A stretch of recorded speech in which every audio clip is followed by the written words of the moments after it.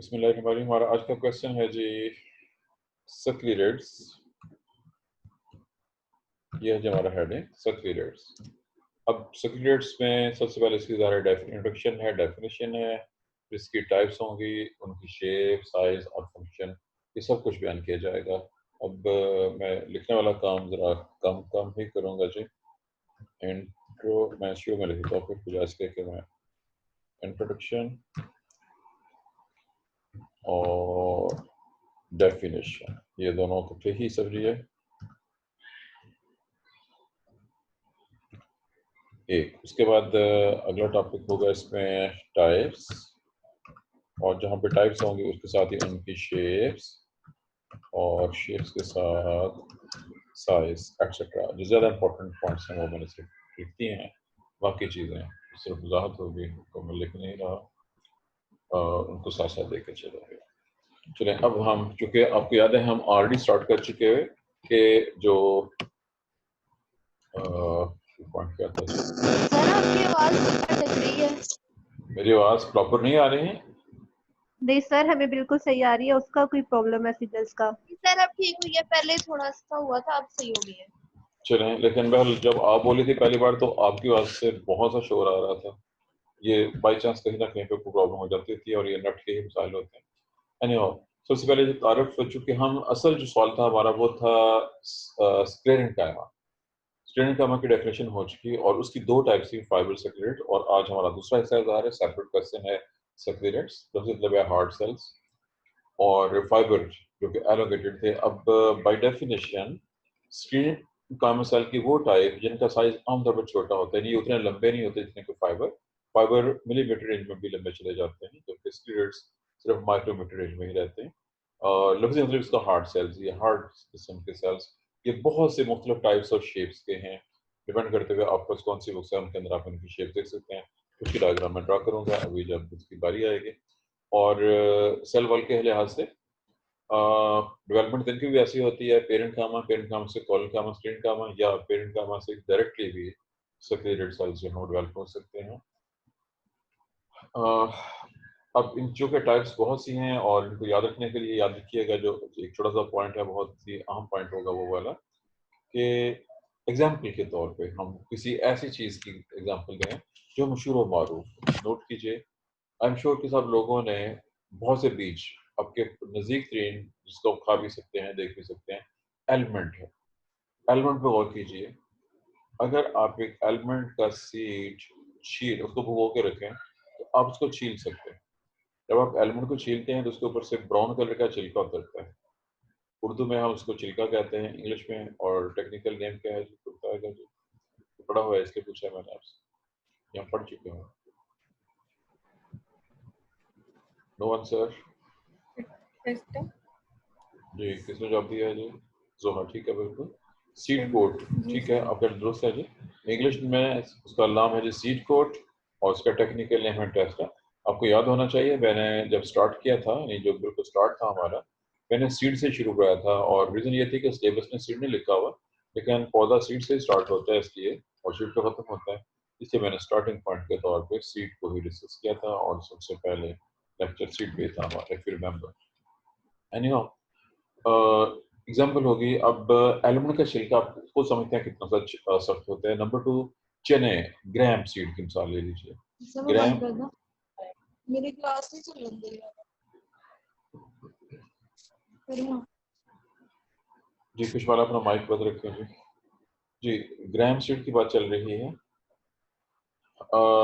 ग्राम चने के बीज को कहते हैं। आपने ब्राउन चने खास तौर पर देखिए, उसके बाहर खासा मजबूत सख्त छिलका मौजूद है। 2 मिसालें हो गई, और इसके अलावा बहुत से और भी सीड्स हैं और उन सीड्स के ऊपर सीड कोट मौजूद होता है।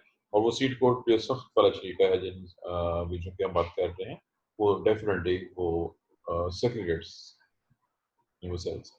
एक फ्रूट की एग्जांपल, एक या दो फ्रूट की एग्जांपल ले सकते हैं। आप समझते हैं कि पियर और एप्पल, आपने पियर और एप्पल दोनों देखे भी हुए हैं और खाए भी हुए हैं, और आजकल है जी मौसम मैंगो का। पियर और एप्पल को कंपेयर करना है आपने आलू बुखारे और मैंगो के साथ। बताएं कौन सा फल कैसा। सर ये आलू बुखारे में तो फाइबर्स होते हैं, जैसे लंबे लंबे से रेशे टाइप। आ, सर इन दोनों में मैनी सीड्स होते हैं, उसमें एक एक होता है बस। नहीं, अब मैंने मुख्तलिफ जवाब देना शुरू कर दिए, क्योंकि यहाँ पे हम बात कर रहे हैं सकली रेड्स की। मैंने अभी मिसाल दी थी कि आलमंड वाला और ग्राम के छिलके बहुत सख्त होते हैं। मैंने दो तरह के फल, पीयर और एप्पल लिखा हुआ है, इसका ऑपोजिट मैंने मैंगो और प्लम का नाम लिया है। इसको सामने रखते हुए फैसला कीजिए कि किस फल को खाना आसान है, किसको खाना मुश्किल है। अब क्यों? सर एप्पल को खाना आसान है मैंगो की सर निस्बत। एप्पल और पियर को खाना सर आसान है, उसका जी छिलका सर। हार्ड होता है मैंगो का। चलिए जी, मुझे लगता है कि आप लोग बड़े अजीब हो सर गए नहीं, हैं। मुझे तो लगता है मैंगो को खाना ज्यादा सर आसान मैंगो है। को इजी होता है खाना, उसका छिलका जो होता है वो इतना ज्यादा हार्ड नहीं होता। सर सॉफ्ट सा होता है, बंदा जल्दी जल्दी जी खा लेता है। नहीं, चलिए अब मैं बता क्यों जा रहा हूँ। यार वो चलें बस छोड़ दीजिए आप लोग, चूंकि दामा घूमना शुरू हो गए। याद रखिएगा कि जब हम एप्पल या पीर को खाते हैं, आप उसको ज़ारा के दांतों से काट के खाएंगे। आप उसको काटेंगे, आपको चलेगा आपने कोई चीज़ काटी है, बाकायदा आपको वाज़ेह तौर पर महसूस होगा कि आप काट रहे हैं। नाशपाती की दो किस्में होती हैं, एक किस्म नाक कहलाती है, भाई नाखा, ये तर्जमा मैंने किया और जमा भी है उसके। ये खासी सख्त होती है, उसको पत्थर नाक कहते हैं। एक नरम वाली होती है, उसको बब्बू गोशा कहते हैं। और एप्पल की बहुत सी वैराइटीज हैं, कुछ हार्ड होते हैं, कुछ सॉफ्ट होते हैं। एप्पल जितना ज़्यादा हार्ड होगा, उसमें सक्यूलेंट्स उतनी ज़्यादा होंगे, उसके गूदे के अंदर सक्यूलेंट्स होंगे। जबकि आलू बुखारे में और मैंगो में जब ये पक जाते हैं, ये बहुत नरम हो जाते हैं। इसका मतलब है इनमें सक्यूलेंट्स नहीं है। फ्रूट के पल्प की बात कर रहा हूँ मैं, गूदे की बात कर रहा हूँ, छिलके की बात नहीं किया मैंने, इसलिए एग्जाम्पल फ्रूट्स की दी थी इनकी। बहरहाल ये मैंने दो फ्रूट्स की एग्जाम्पल आपको दे दी है। छिलके में और पल्प की बात होगी, ज़ाहिर है पौधे के अंदर भी मुख्तलिफ जगहों के ऊपर ये मौजूद हैं सक्यूलेंट्स। और जैसे कि अभी हम इनकी टाइप्स का जिक्र करेंगे तो फिर फर्दर डिटेल आपके सामने आना शुरू हो जाएंगे। तारफ के बाद अगला हेडिंग है जी, हाँ सॉरी, ये एक लफ्ज़, चूँकि अगर आपके पास जो भी बुक मौजूद है, अपनी बुक को गौर से देखिए, चेक कीजिए आपके पास कितने सक्यूलेंट्स ने बनाए हुए हैं और जितने की टाइप्स ने दी हुई हैं बुक ने, क्या उन सब की शक्लें उसने दी हुई हैं कि नहीं। अगर नहीं तो फिर किसी और बुक से या नेट से किसी को आप चेक कर सकते हैं। और मैं कोशिश करूँगा कि कुछ शेप जो है वो ड्रा कर दूँ जो आपकी बुक्स में मौजूद नहीं है। सर टाइप तो 6 है, लेकिन पिक्चर किसी की भी नहीं बनाई हुई उन्होंने। पिक्चर किसी की नहीं बनाई हुई है नहीं सर, किसी की भी नहीं बनाई है। जी। ये चलो हाँ ठीक है जी, मैं कोशिश करूँगा मैं ड्रा कर दूँ साथ साथ, जो मैं स्ट्रेट करूँगा जब साथ हैं। चलें बहरहाल ये एक पॉइंट गालबन मुझसे फिर मिस हो रहा है। जो सक्यूलेंट्स हैं इनकी सेल वॉल थिक तो होती है, मोटी होती है, जैसे कि अभी डायग्राम ड्रा की जाएंगे। इनकी दीवारों में सिंपल पिट्स मौजूद होती हैं। They have simple pits in their cell wall. और जैसा पीछे बात हुई थी फाइबर्स के हवाले से कि जब फाइबर मेच्योर हो जाते हैं, फाइबर बहुत पतले और लंबे होते हैं, जब फाइबर मेच्योर हो जाते हैं, कंप्लीट हो जाते हैं डेवलपमेंट के लिहाज से, तो सेल डेड हो जाते हैं। तब मेरे जब मेरे बुक में डायग्राम भी हैं। कोई बात नहीं, लेकिन है अच्छी बात है, नहीं है तो बुरी बात है। बात तो चली गई जी कि जब ये मेच्योर हो रहे होते हैं तो प्रोटोप्लास्ट कम होना, क्योंकि सेल वॉल मोटी जाती है, प्रोटोप्लास्ट कम हो जाता है।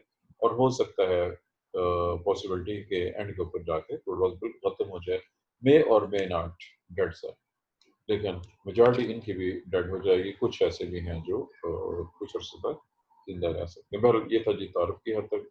अब चूंकि हमारा हेडिंग है जी टाइप्स, अब तक दो लोगों ने जवाब दिया था उसके हवाले से। एक ने कहा था जी मेरे पास टाइप्स नहीं है, तस्वीरें हैं, तस्वीरें नहीं हैं। अक्सर पिछली किताबों में 5 या 6 टाइप्स जो है वो मेंशन की गई हैं। याद रखिएगा ये सारी की सारी टाइप्स जो बयान यस की सर। गई हैं, ये उस दौर की यादगार हैं जब साइंटिस्ट यही काम करते होते थे, वेले बैठे रहते थे और जो चीज़ें देखते थे उनकी तस्वीरें बनाते थे और उनको नाम देते रहते थे। छोटे छोटे फर्क की बेस के ऊपर भी वो उसकी टाइप को चेंज कर देते थे। इस वजह से आपको इनकी टाइप्स जो हैं वो काफ़ी ज़्यादा मिलेंगी, लेकिन जब आप पढ़ेंगे तो आपको महसूस होगा कि ये तो दोनों मिलते जुलते हैं। जब आप इनको पढ़ेंगे तो आपको खुद महसूस होगा कि जो दो टाइप्स दी गई हैं, 2 या 3 डिफरेंट टाइप्स, ये तो काफ़ी ज़्यादा सिमिलर है, इनमें इतना डिफरेंस नहीं है कि इसको सेपरेट बयान किया जाता है। बहरहाल ये टॉपिक लगा मसला है जी। अब हम आ रहे हैं टाइप्स की तरफ, जो कि हमारा यही वाला हेडिंग है जी, टाइप्स। अब आपकी बुक में तरतीब कुछ आगे पीछे हो सकती है। सबसे पहले नंबर 1 पे जिसको मैं सामने लेके आऊँगा वो है जी लफ्ज़ है स्टोन सेल्स। स्टोन वैसे पत्थर को कहते हैं, लेकिन इसका मतलब पत्थर नहीं होगा बल्कि हार्ड लिया जाएगा। हार्ड सेल्स, स्टोन सेल्स के लिए टेक्निकल लफ्ज़, दूसरा टेक्निकल लफ्ज़ जो है वो है brachysclereids. Stone cell is equal to brachysclereids. Brachy का लफ्ज़ आपके लिए नया है। आई एम श्योर कि आपने ये लफ्ज़ या तो पढ़ा नहीं हुआ, अगर पढ़ा हुआ है तो याद नहीं रखता होगा। तो बताएगा जी आप में से किसी ने ये लफ्ज़ पढ़ा हो पहले? Anyone who knows what is Brady?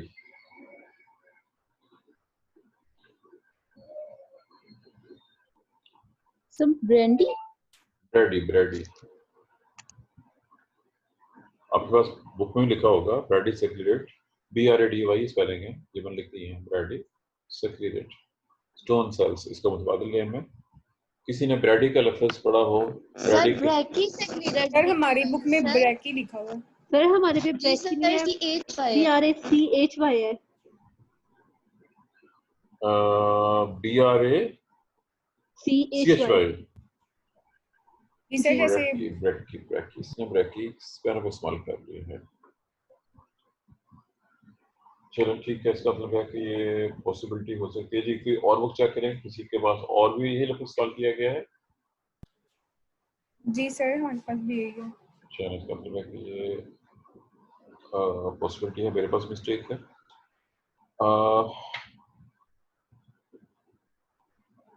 इसका जो लफ्ज़ी मतलब है वो होता है सवाल। इसका लफ्ज़ी मतलब है brachy. If you have this wording BRACHY, इसका ब्रैकी का लफ्ज़ी मतलब है स्मॉल, छोटा। इसका लफ्ज़ी मतलब ये ब्रैकी का लफ्ज़ी मतलब है स्मॉल साइज, का साइज छोटा हो। और स्टोन सेल उस लिहाज से कुछ वो हार्ड होते हैं, ये नाम रखने के रीज़न है। अच्छा, अब इसकी रीज़न की तरफ या इसकी डिटेल की तरफ आना है हमें। ये छोटे साइज के हैं, छोटे छोटे हैं और बहुत हद तक पेरेंट का मसल से मिलते जुलते हैं। अब मैं एक तस्वीर ड्रा कर रहा हूँ, ये तस्वीर को ज़रा गौर से देखिए और फिर गेस कीजिए कि ये क्या लग रहा है, कैसा लग रहा है, और क्या आपके पास इस तरह की कोई तस्वीर मौजूद है कि नहीं, ये भी आपको बताना है कि आपके पास इससे मिलता जुलता कोई सेल दिखाया गया हुआ है या नहीं दिखाया गया, जो सेल मैंने ड्रा किया। बंद करके आपकी बुक में डायग्राम है कि नहीं है तो कितनी बीच पे इसको खींचिए। सर हमारी बुक में तो कोई जी डायग्राम सर नहीं है। है। ये जी सर मेरी बुक में 8 है। नहीं, ये 8 बताइए डायग्राम्स है। वो कौन सी बुक है जिसमें डायग्राम नहीं है? पहले इस बुक का नाम बता दें जिसमें इसकी सर डायग्राम नहीं। कारवान है। चलें कारवान जी मैंने सर कारवां। चलें बहरहाल मैंने डायग्राम ड्रा कर दिया जी, इसको गौर से देख लीजिए, चेक कर लीजिए। ये तकरीबन गोल या हल्का सा बेसिक सेल है, दरमियान में छोटी सी खाली जगह है, कैविटी है। इसको बड़ा करता हूँ, फिर क्लियर नहीं है तो अगर ये क्लियर, इसको मैं बड़ा करके दिखा दूँ। जी सर। ये जी सर कर ले। इसका ये गड़बड़ हो रही है, माउस से प्रॉपर नहीं चलता तो उससे गड़बड़ हो जाती है। ये इसका मैं थोड़ा सा बड़ा कर दिया। ये दरमियान में कैविटी है और ये जहाँ पे मैं ऐसे लाइनें लगा रहा हूँ ये इसकी सेल वॉल है, इसमें फिट्स हैं सेल वॉल के। ये रही, मैंने इसको बड़ा करके दिखा दिया और ये मैंने सेम इसी सेल को बड़ा कर दिया। तकरीबन 100 माइक्रोमीटर की रेंज में सेल है। ये दरमियान में lumen, this is lumen, lumen cavity को कहते हैं। ये बहुत छोटी है। अब सेल वॉल को चेक कीजिए, सेल वॉल बहुत मोटी हो गई है, ल्यूमेन बहुत छोटी है और एंड पे जाके सेल डेड हो जाते हैं, टोटली डेड, और इस ल्यूमेन के अंदर कुछ भी बाकी नहीं बचता है। अब इसकी सेल वॉल इतनी मोटी है, आपको देख रहे हैं बहुत मोटी है, सेल से ज्यादा जो दरमियान में कैविटी है, कैविटी बहुत छोटी है, सेल वॉल बहुत मोटी है। ये पहली टाइप थी जी जो कि ब्रैकीसेक्यूलेट्स या स्टोन सेल्स कहलाते हैं, सफेद होते हैं और छोटे साइज के होते हैं। हमारी पहली टाइप मुकम्मल हो गई है, एक टाइप हो गई। अब हम जाएंगे दूसरी टाइप की तरफ। आपके पास दूसरी टाइप कौन सी दी हुई है? सर मैक्रोसेक्यूलेट्स मैक्रोसेक्रेट्स है हमारे पास। चलिए जी, मैक्रो ठीक हो गया जी। नंबर 2 पे है जी मैक्रोसेक्यूलेट्स। अब मैक्रो का लफ्ज़ है बड़े, मैक्रो का लफ्ज़ है बड़ा और बड़ा से बड़े, जैसे ये छोटा था मैक्रोसेक्यूलेट्स। ये सर्कुलेटर्स बड़े साइज के, ये लंबे होते हैं, काफी बड़े साइज के हो सकते हैं, और लंबाई के लिहाज से ये कुछ हद तक, याद रखिएगा, सिर्फ अपने ज्यादा लंबे होने की वजह से ये कुछ हद तक फाइबर से सिमिलर आपको महसूस हो सकते हैं, सिर्फ इस वजह पे कि ये ज्यादा लंबे हैं, इस लिहाज से ये ऐसे हो सकते हैं।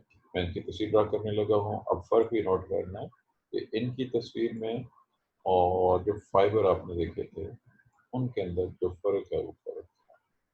ये फर्क भी आप देखेंगे जी।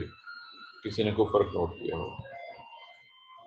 फाइबर को डिस्कस कर सर ये चुके हैं? रोड सर शेप है।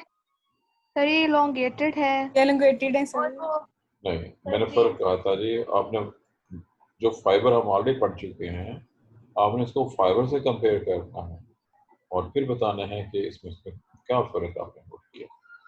फाइबर हम पढ़ चुके हैं, सर डायग्राम, इसमें फिट है और सर इसके कोई ज्यादा वाज़ेह फर्क, और ज्यादा वाज़ेह फर्क सर चेक वो करें। सर्कुलर शेप में, वो rod shape. No no no, fiber पतले लंबे थे वो भी। ये देखिएगा, इसकी लंबाई अगरचे मोटाई से काफी ज्यादा है, लेकिन फाइबर, क्योंकि अब ये फाइबर टॉपिक नहीं है, फाइबर में बना चुका हूँ, फाइबर बहुत ही पतले और लंबे मैंने ड्रा किए थे फिर मैम पर फाइबर कुछ। ये तो डायग्राम सही बनी है जी। पहले फाइबर की लंबाई इतनी होगी जितनी ये, मोटाई बराबर रहनी चाहिए, तो ज्यादा मोटा हो गया। ये फाइबर था, इसको मैं काट देता हूँ, दोबारा बना देता हूँ। जब हमने फाइबर पढ़े हुए हैं वो तकरीबन ये शेप। अब कंपैरिजन कर रहे हैं, दोनों में बहुत ज़्यादा फर्क है। इसकी सेल वाल बहुत ज़्यादा मोटी है, लंबाई उतनी नहीं है, सेल वाल मोटी है, और इसका ल्यूमन बहुत छोटा है।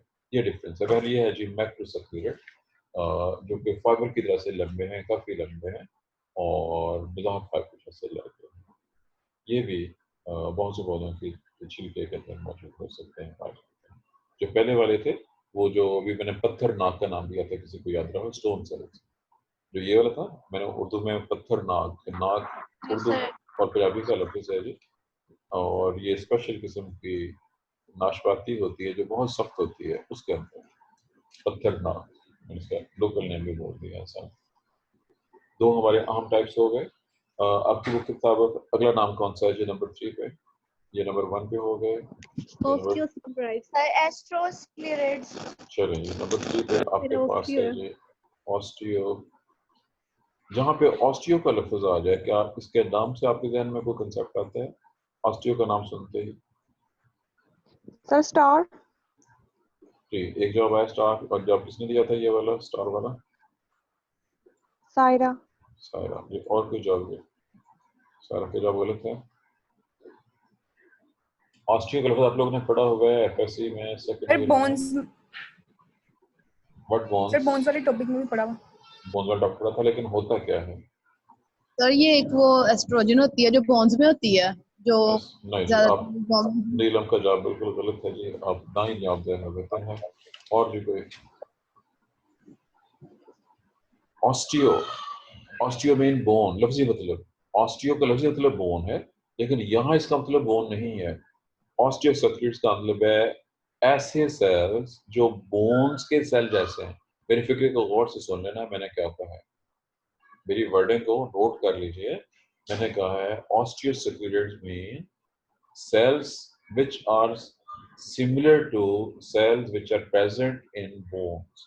बोन्स में भी खास तरह के सेल मौजूद होते हैं, और उसी तरह के सेल जिस तरह के बोन्स के अंदर होते हैं। आपने बोन्स के अंदर ऑस्टियोब्लास्ट, ऑस्टियोक्लास्ट, ऑस्टियोसाइट्स ये नाम सुने होंगे। अब ये जो ऑस्टियोसर्कुलेट्स हैं, ये बोन सेल से सिमिलर हैं, they are similar to bone cells. Shape के लिहाज से सिमिलरिटी याद रखिएगा कहाँ पे है, शेप के लिहाज से इनकी सिमिलरिटी की बात हो रही है। ये मैंने एक पॉइंट को खास तौर पर डिस्कस किया है ताकि ये चीज़ याद रहे आपको कि ये क्या होते हैं, कैसे होते हैं। मैं डायग्राम ड्रा करने लगा हूँ इसकी।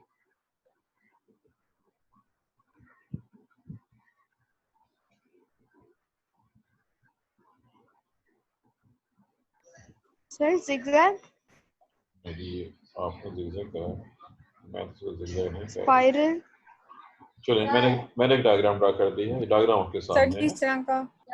ये याद रखिए जो मैं माउस से बना रहा हूँ, माउस से बहुत अच्छी डायग्राम तो नहीं बनती, लेकिन मैंने डायग्राम आपको ड्रा करके दे दी है।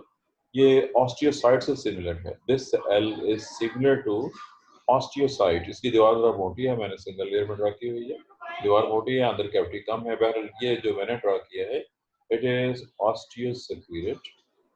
ये भी कुछ पौधों के सीड पोड्स पे, कुछ लीव्स के अंदर और भी जमा हो सकता है।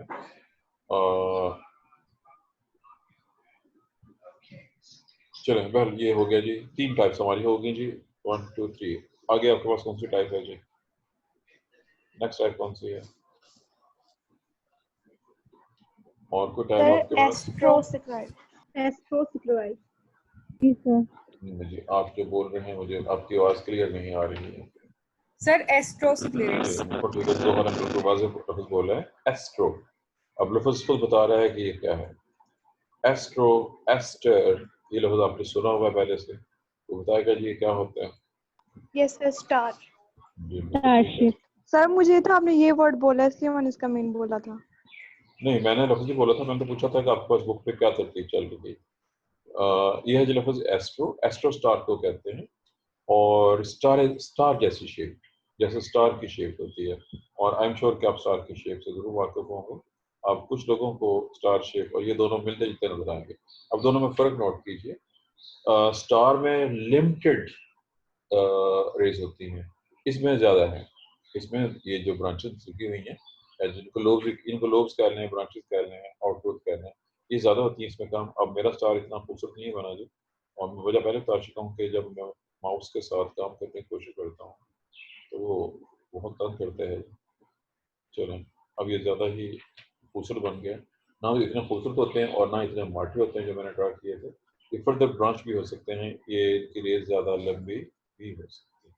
बहरहाल ये था जी। और astro shape, star shape, star की शेप वाले, इनके जो आगे स्टार के आगे ब्रांचेस भी हो सकती हैं। इनके स्टार के आगे फर्दर ब्रांचेस भी हो सकती हैं। ये भी बहुत से पौधों के पत्तों वगैरह के अंदर मौजूद हो सकते हैं। ये ब्रांचेस अगर शो करना चाहें तो मैं यहाँ पे दिखाता हूँ। फर्स्ट जिसके आगे यहाँ एक स्टार के ब्रांचेस भी निकल गए। बहरहाल ये हमारे चार हो गए, 1 2 3 4 जी, 4 टाइप्स हमारे मुकम्मल हो चुकी हैं जी। इसके बाद आपका कौन सा नाम है जी नेक्स्ट में? Sir filiform sclereids. मुझे आपकी आवाज समझ नहीं आई है, मुझे आपने जो लफ्ज़ बोला है उसकी सर फिलीफॉर्म। फिलीफॉर्म जी, सिक्लोराइड। बिल्कुल बिल्कुल ठीक है जी, आपका जवाब सही क्लियर नजर आ गया। Number 5 filiform. ये लफ्ज़ पहले से पढ़ा हुआ है कि नहीं, किसी को याद है लफ्ज़ फिली? सॉरी, FIL है जी, ये एल लिखा है, F1 क्या बोला, FIL फिलीफॉर्म। लफ्ज़ जो है फिलामेंट लाइक, इसका लफ्ज़ है फिलामेंट। फिलामेंट बारीक धागे को कहते हैं। अब याद रखिए जब फिलामेंट की बात आएगी तो इसका नाम आते ही आपके जहन में वही वाला फाइबर आ जाना चाहिए। सर आप बोल रहे हैं बट आवाज नहीं आ रही आपकी। जी जी, ये किसी और को भी कहना पड़ेगा जी। मेरी आवाज क्लियर आ रही है कि नहीं आ रही है, बताइए जी सर सर आ रही है। आ रही है। जी। क्लियर आ रही है। क्लियर है। मेजॉरिटी के मुताबिक आवाज क्लियर आ रही है जी। याद रखिए मैं पहले कह चुका हूँ कि कहीं पे भी प्रॉब्लम हो सकती है। अगर मेजॉरिटी को आवाज ना आए तो फिर मेरी प्रॉब्लम है, मेरे नेट की। और अगर मेजॉरिटी को आवाज आ रही है और किसी एक को ना आ रही है, 2 बच्चों को, तो उनके नेट की प्रॉब्लम होगी। ये तस्वीर थोड़ा सा मोटा बन गया जी, मैं इसको और बारीक कर देता हूँ। ऐसे भी हो सकते मशमला हैं और सेलेक्ट ये कर लो ना। ये ब्रांच भी हो सकते हैं। वेल ये मैंने फिलीफॉर्म बिल्कुल बारीक फाइबर जैसे हैं। ये सिर्फ ये फर्क होगा ये फाइबर से छोटे होंगे, लंबाई के लिहाज से ये बहुत लंबे नहीं होंगे, लंबाई के लिहाज से तो ये छोटे होंगे। और ये हो गए जी फिलीफॉर्म फाइबर्स, देखने में बिल्कुल फाइबर जैसे नजर आएंगे, लेकिन याद रखिएगा फाइबर कहीं बड़े साइज के होते हैं या फिर ये ज्यादा बहुत लंबे नहीं है। अपने लिहाज से जैसे हम देख रहे हैं चौड़ाई कम है, लंबाई ज्यादा है। ये इस बेस पे फाइबर जैसे हमें नजर आ रहे हैं जी। पूरे हो गए, कुछ रह गया जी आगे?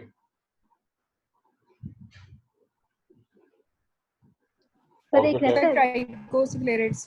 फिर वो ट्राइकोस्टेरॉइड्स। ठीक हो गया जी।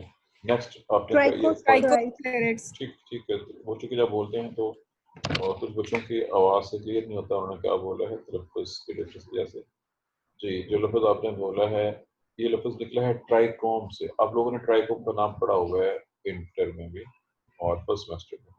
अब ट्राइकोम से ही जी लफ्ज़ सर, निकलेगा चेन। जी, ट्राइकोसेक्यूलेट्स, यानी जैसे ट्राइकोम होती है, ट्राइकोम से मिलते जुलते। ट्राइकोम से बाल होते हैं, बाल, हेयर मुराद है बारीक, ये भी बारीक हैं, लेकिन ये एक्स्ट्रावेसिव केसेस में ब्रांच हो सकते हैं। ये भी बारीक हैं लेकिन दे में भी ब्रांच, फर्ज कीजिए मैं इसको तस्वीर मान लगा हूँ। अब ये यहाँ पे मैंने इसकी ब्रांचेस दिखा दी हैं, ये आगे इधर भी ब्रांचेस बन सकती हैं, एक साथ दोनों साइड में ब्रांचेस होती हैं और ब्रांचेस की ब्रांचेस भी ऑन हो सकती हैं। चनाचे ये आपके सामने मैंने मुख्तलिफ किस्म के सर्टिफिकेट्स ड्रा कर दिए हैं।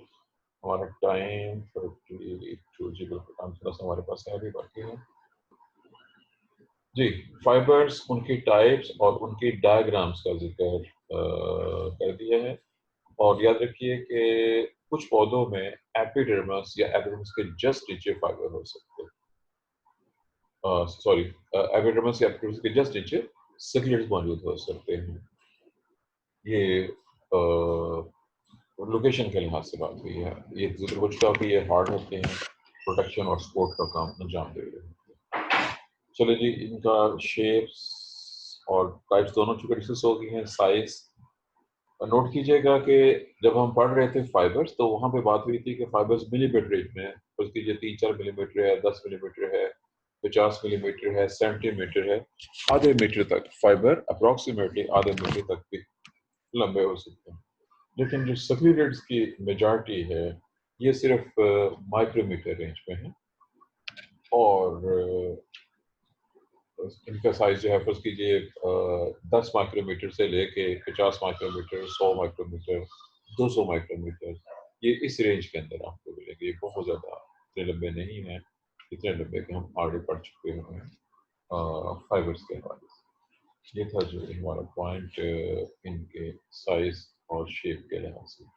अब चूँकि इनकी लोकेशन, अब जो फंक्शन है, फंक्शन के लिहाज से चूँकि बात हो चुकी हुई कि ये मुख्तलिफ वो चीज़ें जो सख्त होती हैं, जैसे बीजों का छिलका है, फ्रूट्स का छिलका है, फ्रूट का फ्लैश है जो सख्त है, उसके अंदर जहाँ भी होंगे सपोर्ट और प्रोटेक्शन, ये इनका मेन फंक्शन होगा। बहरहाल इसके साथ ही जो जनरल, अब इसमें चेक कर लीजिए क्या इसने इसकी डेवलपमेंट तो नहीं किसी ने दी हुई है, डेवलपमेंट या ग्रोथ का टॉपिक में दिया हुआ किसी बुक में?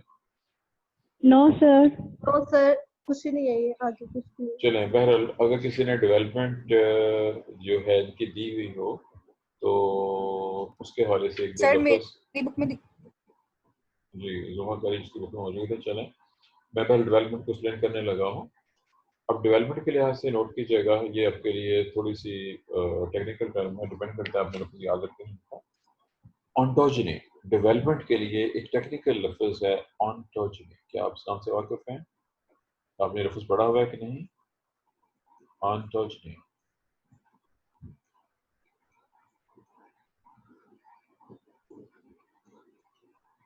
कहीं से जवाब नहीं आ रहा। सर मैंने शायद कहीं पढ़ा हुआ है, शायद मैं सर मुझे लग रहा है जैसे पढ़ा है कहीं, लेकिन याद नहीं कि क्या था। जी चलें, कम से कम ये शुक्र है कि आपने पढ़ा हुआ है, आपको इतना याद है, पढ़ा हुआ है। जोहा को जवाब देना चाहिए, जोहा के नंबर बहुत अच्छे हैं और जोहा को बताना भी चाहिए आपने कहाँ पढ़ा था। चलिए मैं फिक्रा बोल रहा हूँ जो आपने पढ़ा हुआ है।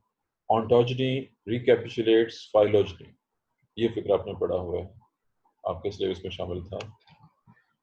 अब ये नहीं बताया मैंने कहाँ पे शामिल था, किस क्लास में। क्लास थी FSC second year. Ontogeny recapitulates phylogeny, chapter था एवोल्यूशन। ऑन्टोजनी डेवलपमेंट को कहते हैं, ऑन्टोजनी में डेवलपमेंट। डेवलपमेंट के लिहाज से इनकी आगे दो टाइप्स हैं और जब इनकी डेवलपमेंट हो रही होगी ज़्यादा के छोटे से बड़े हो रहे होंगे, क्योंकि गोल वाले सेल बहुत छोटे हैं, ये वाले जो थे जी स्टोन सेल्स, बाकी ज़्यादातर लंबे होते हैं और डिवाइड हो जाते हैं, उनकी ब्रांचेस डिवाइड हो सकती हैं।